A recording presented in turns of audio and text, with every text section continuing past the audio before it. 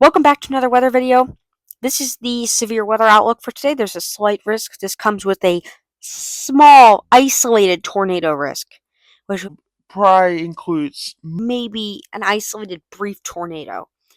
The wind risk, not terrible. There is a little bit of a wind risk. And the hail risk is actually the biggest, most likely to occur risk today. There's actually a 15% risk of hail and 25 miles of a point, which means the risk is higher than it looks. It's not 15% for the entire area that's highlighted in yellow there. So yes, there's obviously going to be hail and wind, but the good news is the hail shouldn't be absolutely massive. So that's good. Now, the latest on Tropical Storm Maria, it is heading towards Japan, although it won't be the strongest storm ever, obviously. Like most tropical storms, it will bring some heavy rain, but at least it's not going to stall. Now, To the Atlantic, and what we are going to look at next is the models, because where the heck is this thing going to go? It's a good question. I know you didn't ask because I asked the question, but let's look. Look at what I discovered. You can come up with all these other views.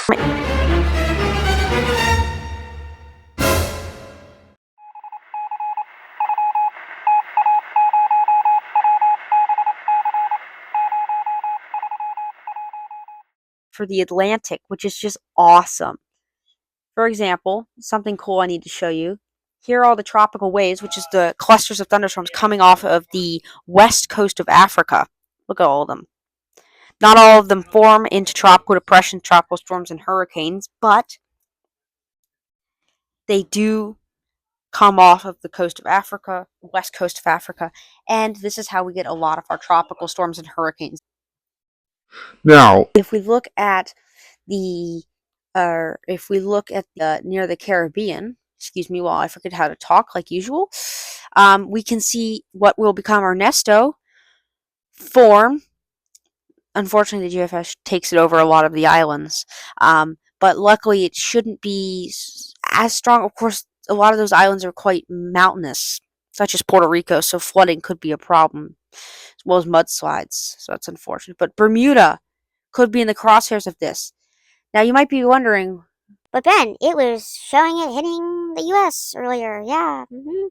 Now, why isn't it doing that? Well, that's a good question. Let's answer it for you. So the high pressure just decides it wants to leave, and when that happens, it gives the storm a window to escape out to sea. Now, right? Like this would be ideal.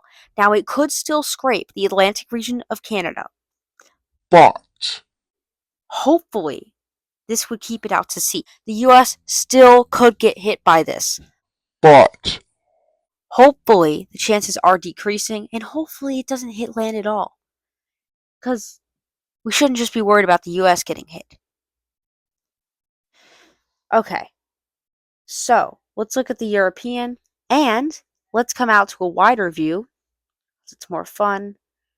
The whole Atlantic basin. So you see the high pressure in the middle there, and you can see the storm down there. Well, you can't see. There it is. The L down there near the Caribbean. That signals the low pressure. Here it comes up towards Bermuda. How close it comes to Bermuda, whether it hits it or not, obviously Bermuda is a small target. But this model, the European, shows the high pressure basically completely retreating and allowing the storm to just barely get out to sea.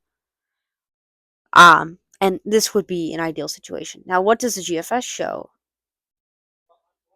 I like the wide view. The GFS shows a very similar thing, high pressure being very dominant over the Atlantic at the beginning, and then as the low pressure migrates northward, the high pressure retreats, which allows the low pressure to escape out to sea. So these models are quite consistent right now.